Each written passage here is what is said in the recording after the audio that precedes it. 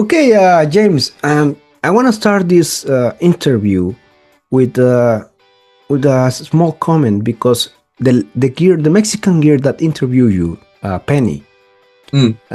she is my friend. I saw the Oh, interview cool. and I found it very interesting, and I found your music very interesting. Before that, I didn't know about you, Okay. but I started listening to your music.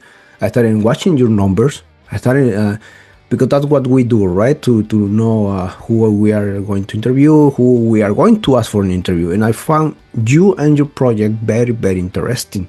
And I saw the interview, and some questions came to my mind.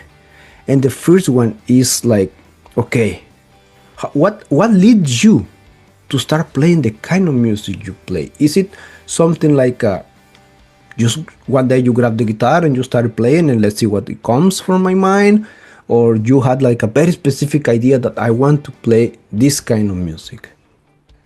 Yeah. I mean, kind of. It's I had the idea to play this very specific kind of music, but it took me a while to realize to discover this kind of music and be interested in this kind of music. You know, so I was really into music when I was young, like really young. I heard like the Beatles and stuff like that, and stuff my parents had. So there was like the Beatles, the Eagles, Queen, the Police, Dire Straits, things like that. And I just really liked it, even when I was like really young, like 5, 6, 7 years old, you know. And then I gradually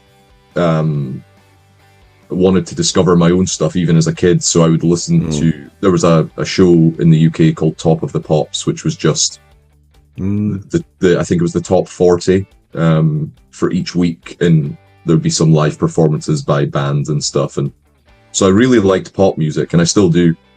And I got into music through pop music. But at the time, you know, there was a big kind of, there was a lot of new metal, there was a lot of indie, there was like psychedelic, like kind of like stuff happening at that time. So I remember discovering, like, gravitating towards bands like Sum 41 or the Red Hot Chili Peppers or Dandy Warhols. I was actually just watching a documentary about them last night, and yeah, just stuff like that through TV and the music video channels. In the UK there was Kerrang and Scuzz, VH1,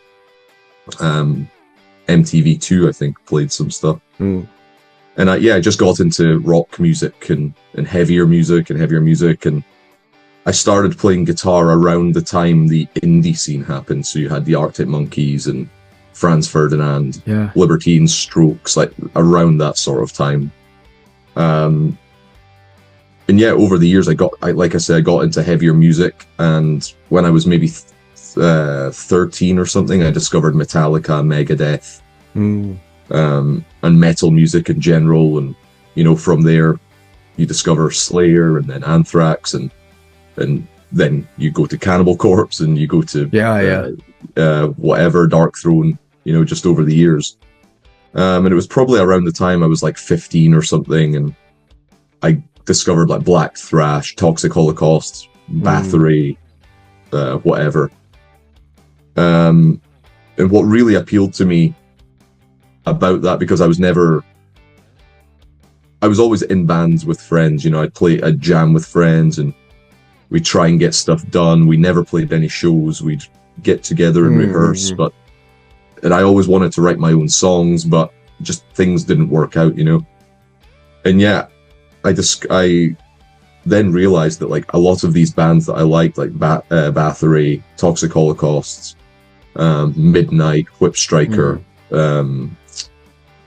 whoever, you know, Dark Throne, a lot of these people recorded their albums DIY. A lot of it was one person or two people. And it was like a really DIY thing. Guitar solos weren't really important, and I wasn't the best lead guitar player. I never played lead guitar at that point. So, yeah, so I was like, I played a lot of punk, you know, I grew up with punk as well. And so I really liked the punk side of it. And I thought, let's try this. Let's see if I can do it myself, like Joel Grind, like Corthon and stuff like that. Let's see if it's possible. They've inspired me to do that. And I just got a microphone and interface thing and recorded on my laptop and just kind of watched YouTube videos how to record and forums and looking at tips online. Wow. And it took me a few years. Like, there was an EP recorded that was horrible and I deleted it, and then I redid it a few years later and stuff like that. So it took me a while, but yeah, the idea was to have this kind of music basically because of these bands that I loved so much and because of their way of doing things. That inspired me, and it was my favorite kind of music. And I was fortunate that this was my favorite kind of music, and the way that a lot of people did it was a way that I could do it, you know? So it encouraged me. And here we are. I think you're going to regret deleting that EP, because once you become huge, you could sell that one. I know. Well, I don't think I deleted it. I think it was on an old laptop, and the laptop broke, and I didn't really... And at the time, you know, I didn't really... you know, nothing was happening. I think... I think I hadn't even released anything, and so the laptop broke, and Hellripper still wasn't a thing, and I think I just threw the laptop away. And no. I mean, if I find it, it'd be great. I'd love to hear some of the stuff. Because I remember a few things being quite cool, but most of it ended up being the first EP. I just re-recorded and redone some stuff. But there was one or two songs that I can remember that I remember being different, and I cannot. And I can't remember them properly. And it'd be funny to hear what those are. If they're good, if they're horrible, if I could do something. But maybe somewhere there, I'll find them or something. But I'm not sure. Correct. So James, in your case, this is not the general rule, but in your case, do you think that if you were still on a band and not being like the lead guitar, do you think that all your talent, all your creative process could be stopped or stuck at some point, in a point that maybe, who knows, if you could get this successful if you were in a band or something like that? I mean, I've played in bands, and Hellripper was actually originally like a side project because I was playing in a band at the time, and we were playing more crust inspired stuff and neo crust and that kind of stuff. And I enjoyed it, you know, it was with friends. But I just realized that after working on Hellripper and working on my own, I realized that was the process that I enjoyed the most. And I think it's a mixture of different things. It's just, I can work at my own pace, on my own schedule, you know, so I can do anything at any time, you know. I can do stuff at home, you know, I don't need to hire a rehearsal room. I don't need to ask other people if they like this part. Correct. Stuff like that, like compromising and stuff. And and I think you're your own boss, pretty much. Yes. And I think there's probably advantages and disadvantages, you know. There's, with other people, you can like get their ideas in as well. And, you know, from being in bands with other people, I know they had different tastes and they would bring in things that I would never think of, and it sounded cool. Correct.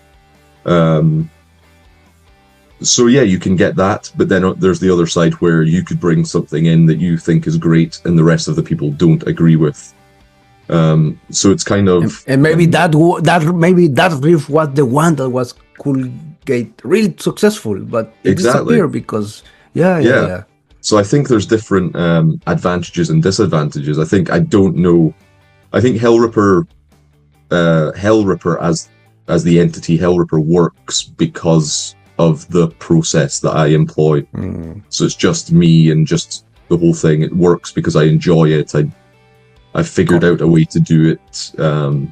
But if it was another band with other people, you know, different kind of music, different goals, inspirations, all that kind of thing, then you know, other things would happen, other different results. Commitments. It could be huge, could not work, you know, it's difficult to say. yeah, it's difficult to say. I just I just focus on what I'm doing at the moment. Yeah. And yeah, I'll probably work with other people in the future, like with other bands and stuff. You know, I've planned a whole bunch of different music. Like, I've written a whole bunch of different styles of music that I hope to release at some point with other bands and stuff. But yeah, right now Hellripper's just really busy, so that's kind of been the thing. Yeah, man. And in which point everything changes? Like, for example, do you have something specific, like I did this and after that, boom, everything exploded? I don't think there was like an explosion of like popularity or whatever, and I think that's good for how I've been able to deal with things. You know, it's been a gradual rise. Some bits have been quicker than others, you know, but it's been like a slow growth for the past 11 years. And I know other bands, like friends of mine and stuff like that have like just, they've done something and it's just, they've exploded and they've gone huge or whatever. And I think because it's been a gradual rise for me, that I've been able to adapt better and I've been able to deal with things better. You know, there's not been the crazy stress of nothing happening and then you're on a crazy world tour the next day and on a major label selling 1 billion albums. You know, it's it's been a slow growth, and I've been able to kind of adapt to small changes throughout the years. But yeah, there have been like milestones that have like brought a rise in popularity. So I would say, you know, the first album we released was a crazy milestone. I never expected to release a full-length album, and that got some attention and all of that. But the second EP, the Black Arts EP, that was released on a friend's label, and they Reaper Metal Productions, and the people involved there did a great job with it. And that allowed us also to go on our first mini tour of Europe. And that was kind of the point where I started making a living from the band. Like, so 2019 is when the band became my job, which was a big, like, I'm very grateful for that. That was a big change and a big, for sure, kind of stepping stone. And then, different things, you know, signing with Peaceville Records, doing that album. We played a show, like bigger shows with bands throughout the next few years. And then the last album did very well. And now Century Media Records is helping, and we've done tours and festivals and stuff. So there's loads of little things now that are like different things that are kind of contributing. But I would say the 2019 is probably probably the main, or the start of the before and after for yes you. I would say so. Oh, pretty nice. And what do you think that is the difference, or what is the key for success? Like you said, I have friends that they are very successful now. You are also, but what is the key, for example, that separate you and your friends' bands from other bands that they have good music? Let's say they have good music, they have talent, and they are trying, but they cannot cross that small line between being a pro and continue like a hobby. What in your opinion, what could be the key for that? There's so many things, you know. It could be so many things. Like, there's a lot of bands that I think should be massive, but they're not doing as well as they should be, or as well as I think they should be. And there are a lot of bands, you know, doing amazingly that I just don't understand, and I don't know how it's working, you know. So it could be anything, you know. It could be just like kind of like the zeitgeist, like it's the right music at the right time. The right trend is happening at that moment. It could be that the person is well connected with people. Could be that they're amazing at social media, or they know someone that can do that, and they might have a good image, good merch. They might, just good online presence. They might be able to tour a lot. They might get on the correct tour that just kind of brings them to the next level. They might sign to the right label that gets the right PR. You know, there's just so many, so many factors, so many that little things that could change everything. Yeah, and I think you just try and make the correct decisions, and you hope they are the correct decisions. For me, I go with my gut, and I analyze things, and I do things based on what I think will work, and I assume most other people do that as well. And it's just, some things can work with no explanation. Some things can not work, even though you've put so much planning and so much resources. And so, I think it's difficult to say. I think it depends. It's on a case by case basis, like depending on the band, depending on, it might be where the band is from. There might not be a scene, or it might be difficult to, like they might be from a country where it's difficult to tour outside of that country. And then on the other side, it might be they're from a city that has a strong scene, a strong industry. The press are behind them.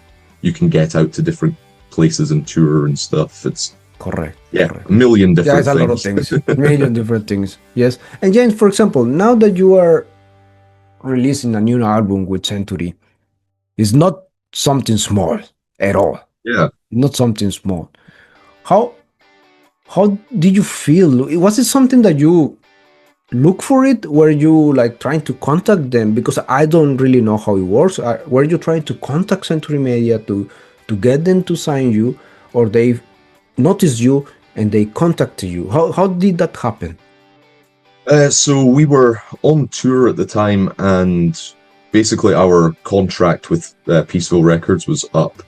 And then, a bunch of a couple of friends, our booking agents, kind of said, are you looking for a label? I said, not really, kind of, not at the, like, I'm still writing stuff, so I'm not really looking at the moment, and I was happy where I was as well. And and I think, the word got out, and then, there was just different labels got in touch. I spoke with 3 or 4 labels over the next year or two, I can't remember, and decided that Century was the correct one. But it's funny because I before we signed with Peaceville, I had sent demos and EPs and contacted loads of labels, including Century Media, and they were just rejected. So let's keep going, be consistent, don't give up, and some things can work out. And now, James, you are in a position where a lot of people can just dream. But what is next for Hellripper? What is the next level? What is the next dream, let's say? I mean, it's difficult. I mean, I'm really happy where I am right now. I'm able to, this is my job. I'm able to do what I want as a job, and I enjoy it. I'm able to tour with bands that I love and bands that I grew up liking, and I speak with people that, like, great musicians and great, like fans of the music. Like, I just meet loads of great people. And, I've done more than I ever expected to do. So my main goal is basically to carry on how I am and hope the music reaches more people. And that's basically what I've been hoping for each year. And hopefully that will lead to being able to get to more places. We've never toured the US. We've never toured like Asia and Australia, and there's loads of countries we've never been to, or places we've never been to. And with this album, we're planning North American tours, Latin American tours, an Asian tour, stuff like this. So the goal is just to kind of keep creating good music. That is the main goal. The music is the most important, and enjoy myself while doing it. That's the two main reasons. I want to have fun. I want to like doing this, and I want to create good music. And then, yeah, hopefully with the good music, the band will grow. And like I say, we'll reach more places, more people will listen to the music. Yeah. Yeah. And for example, thinking in a way, like, because I had a band when I was a kid, and a long time ago. I'm not a musician at all. I can make some noise with the guitar, and that's it. But of course, you start the band, having all these dreams, like a lot of people will hear us, all that stuff, you know. You think you will become as big as Metallica, and the thing is, for example, now that you sign with Century Media, I think one or three things could happen. Like, either you, when you are creating music, you just continue being yourself and create what you feel, or you feel stressed now that, oh man, this has to be good. Now I have so much weight on my shoulders. Or is it like a you know, like arrogant in a way, in not in a bad way, but arrogant in a way that it's gonna be good. I know that it's gonna be good because I'm doing it. What happened with your mind after having this success, let's say? Yeah, I mean, for me, or at least what I think, you know, I'm just doing the same as what I've always done, you know. And it helped. The guys from Central Media said, like, just do what you want, like, do what you're doing. They signed the band with the trust in the band. They didn't want me to change or do anything. So they weren't really involved, you know. I sent the music to them, like demos and stuff, just in progress to have their opinions and stuff, you know. So like I would usually do, I did it with previous labels, I do it with other people, you know. So that didn't really affect things. So as to me, it seems like I'm doing everything just the same, you know. I'm in the same studio, the same equipment, the same process. I feel like I have the same mindset. I'm definitely not arrogant enough to think that it's going to be the best, or it's going to be good, you know. My goal is always to write something that I think is good. So I think the album is good, but that's always different to how it will resonate with other people. You know, I never know how people will react to the music. There's, you know, over the years, I've learned that a lot of my favorite songs that I've written are people's least favorite songs. And a lot of the songs that are not my favorite are the songs that people resonate with, you know. So, and so I'm aware that there's some like different things I've done in the album, and like different instruments or different structures or different influences on some songs, and I'm aware that some people will not like that. They want the old school kind of stuff. But I'm also aware that hopefully it will bring more people in, you know. I think more people will resonate with a better song. Move to another kind of people. Yeah, so yeah, and the main source of stress is mainly myself, you know. It's nothing to do with like the label or outside forces. It's usually me stressing in my own head that I want something to be a certain way, and it's me arguing with myself about everything. It's not pressure from anyone. It's not really pressure. It's just annoyance and impatience with myself a lot of the time. But yeah, to me, it feels like nothing has really changed other than hopefully the label Century Media will be able to put the music in more people's ears, you know. Correct. And so far things are going well. I think we've released 2 singles that have been quite well received, and we're doing big, loads of live shows over the next 2 years. So things seem to be on track. I'm happy about that, but you know, there's still 6 other songs that people haven't heard from the album. So we'll see what they think. We'll see what happens. Yeah, and what can you tell us about the next album?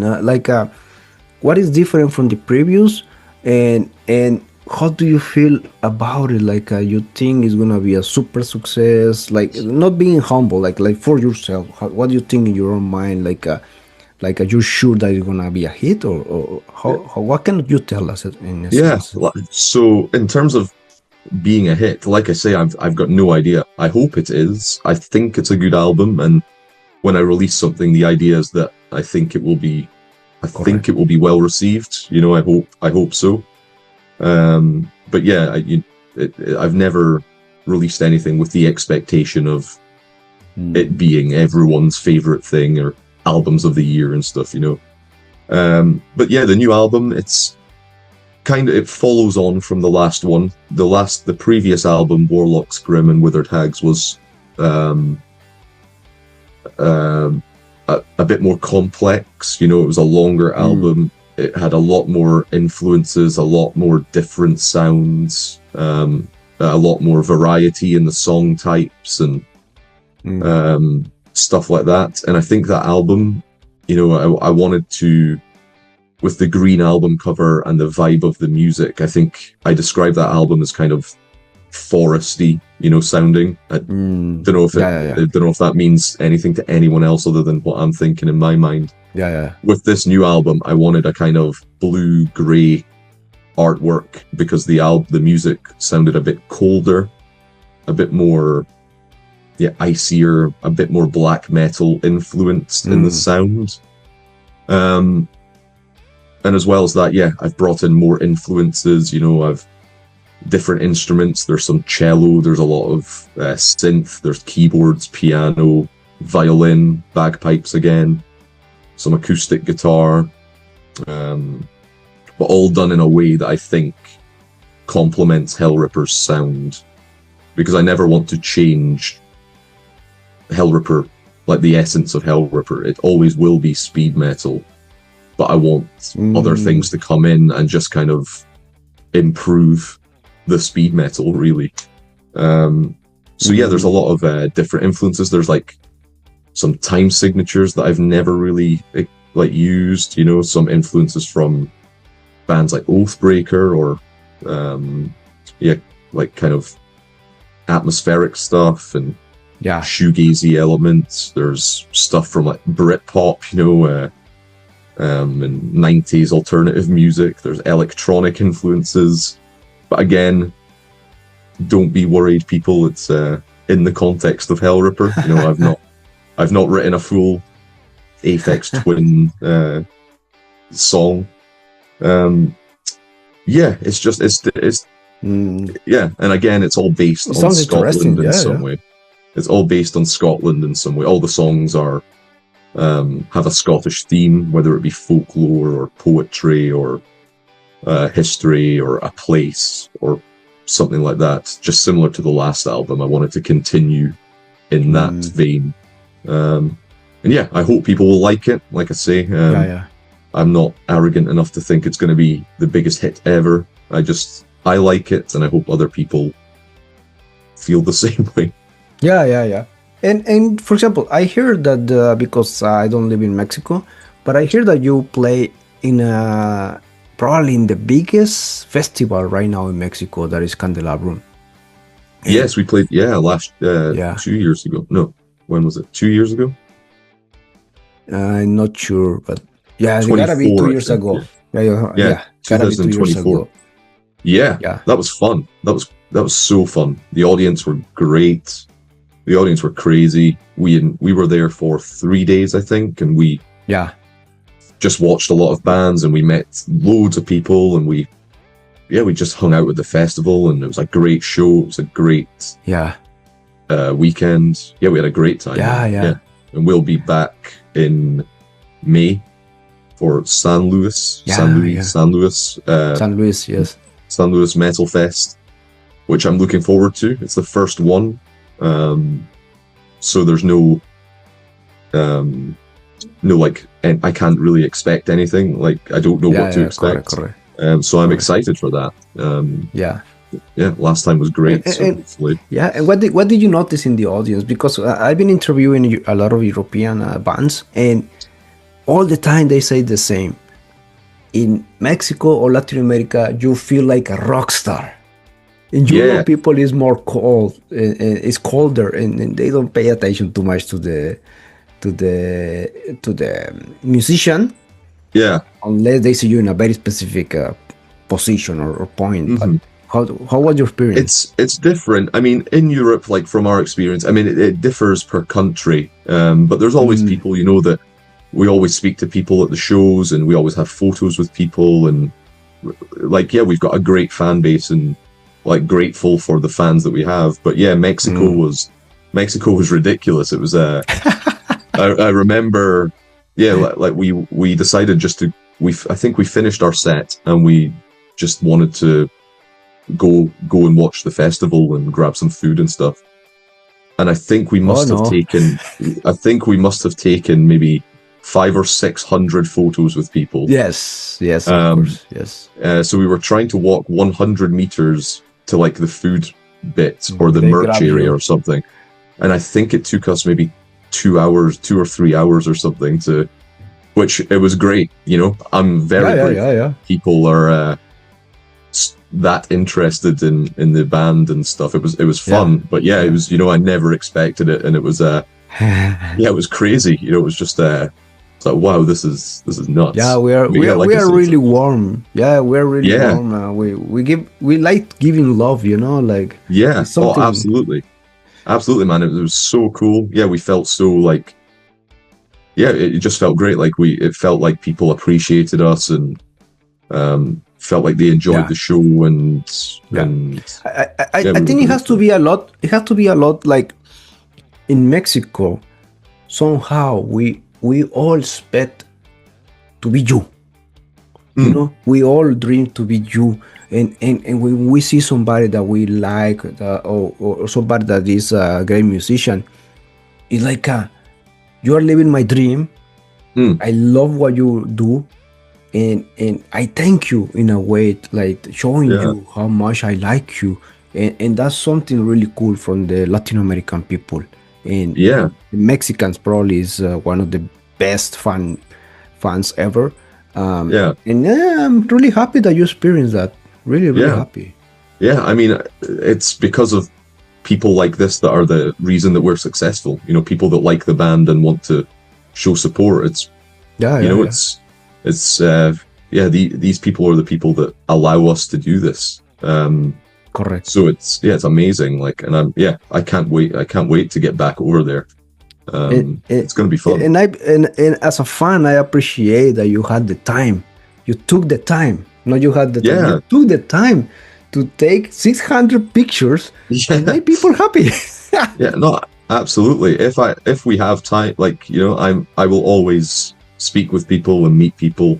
If we have the time, I'm always at the merch.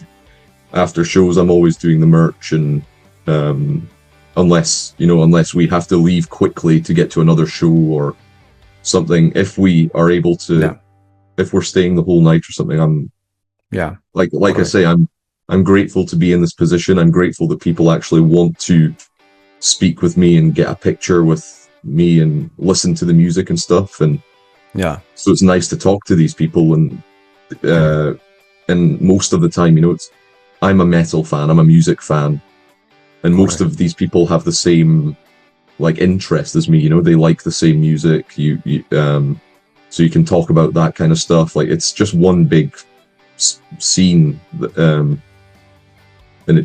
it's just so happens that it's our show, so it's just cool that we get to meet people that share the same interests. And like I say, I'm grateful, and I'm always happy to speak with people and take photos if I can.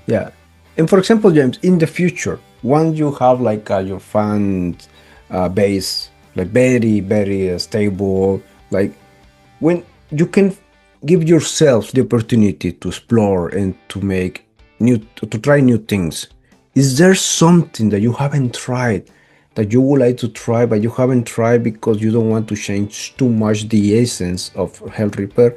Is there some style or some kind of lyrics? Is there something that is there and is waiting for you?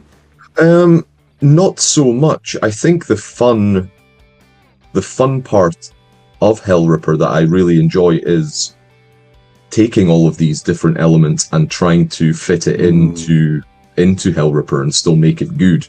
You know, I have a number of other side projects where I've done post-punk, goth music and acoustic music and punk, crust, death metal, you know, so if I want to try something, I have no problem trying something, you know, I'll either release it as a side project or I will incorporate it into Hellripper's music. And so I enjoy that side of things. And I don't ever want to change Hellripper too much. You know what I mean? I think even the first EP to the new album, there is a big change, but I still think the essence of Hellripper is there, the core sound of Hellripper is there. And that's kind of the goal. You know, I don't want to go crazy and release, you know, like a fully like post-punk album as Hellripper, you know. I would do that. I would, it's so it's you would call it something else. Yeah, so at the moment I'm enjoying the process, and the process is what I want to do. And I hope that will continue, you know. And the good thing about working on your own and stuff like that is that if I want to have a break, I can have a break. I don't need to write a song for however long. I can write an album quick. I can take ages to write an album. I can do it now. I can do it in a year, 2 years, 3 years. You know, it doesn't. So yeah. And before I ask you the last question, I would like to know, how did your life have changed, or if had, like, for example, I don't know, did you change something in your typical day? Like you go this way, you don't wake up late. What changed in your personal life? I mean, I still see it's weird because it's been the same kind of process for a while now. You know, since 2019, Hellripper's been my job, but I always treat it like a job. So yeah, I wake up, like a normal time, like early in the morning. I pack orders, I answer emails. You know, I still deal with all this. Like, I still deal with everything related to Hellripper, really. Yes. So I'm in charge of social media. I'm in charge of the business side of things, the finances, the admin. I'm still in charge of the Bandcamp store. So any orders is me packing and shipping them myself. So, you know, there's a lot of work to be done. It's not just touring and then when I come home doing nothing. It's a full-time job. Yeah, it's a full-time job and I love it, you know. I do try, lately I'm trying to stick more to a schedule, you know, like doing things at specific times, like answering emails in a certain period and doing orders only in a certain period, you know, because I like to do things randomly. And I do a little bit of orders and then I go to the post office and then I'll come back and do emails and then I'll do more orders, you know, and then I write some music and stuff. So I'm trying to have a bit more of a schedule, like, so it's a bit more organized and a bit less chaotic. But it's kind of similar to most people, I guess. It's just that I get to work from home, which I'm lucky to be able to do. But it's a full-time job, you know. I work like overall like 12 hours a day, almost every day, you know, answering emails or organizing tours or packing orders or making social media content or being on tour, you know. It's just I love it, and I'm lucky that I'm able to do it, and I'm very glad. I'm very grateful lucky. And stuff. Yeah, it's very cool, and and like I say, it's because of people that support the band that I'm able to do this. Like, so I have no problem taking photos with people because their support allows me to be able to do this and write music. Please never forget that. Absolutely not, man. That's good. And just to end, what message can you tell to that people or those people that doesn't know you yet, or even the Mexicans that are expecting you, that they saw you in Candelabro, that they hear good comments from you, and they are like, maybe they live closer to San Luis because Mexico City is very far from the north. Yeah. and they will go and see you in San Luis because they couldn't see you in Candelabro. What message do you have for all these guys? Just that I'm looking forward to it. I want to see some madness in the mosh pit. I want to see loads of yeah, just absolute craziness. And yeah, I mean, there's no message other than I hope they enjoy the show. We're gonna put on the best show we can. I hope that we're able to stick around at the festival and just like Candelabrum, I hope we can kind of just be there for a day or two and watch music, watch bands, and walk around the festival. And yeah, come say hello if you see us. And yeah, I hope you enjoy the show. Yeah, and the support is much appreciated from. No, that's pretty good, pretty good. Well, James, thank you very much for your time. I'm very happy and very honored to have this interview with you. And I don't hope you continue being lucky, because I know you're gonna be. And I try your music. I'm a very fan of music, and I listen to music pretty much the whole day. If I'm working, I'm listening to music, and I can tell you from my musical taste at least that what you are producing is something really different. It's really you. You can tell, that's Hellripper, and that's for me what makes you who you are right now. And let's see what happens in the future. And I hope when you become very huge, you remember me and you give me another interview later. Yeah, man, absolutely. Yeah, thank you so much, man. And hopefully we'll see you at some point soon. Come to Stavanger. I'd love to get back there. It was fun last time. But yeah, thank you so much. I will tell you, hey, this is Sam. I'm here. When you see the short brown guy there, between all the huge Norwegians, you will see me. You will notice me because I'm too short compared with these guys. Okay, man. Thank you very much. And thank you, man. Goodbye.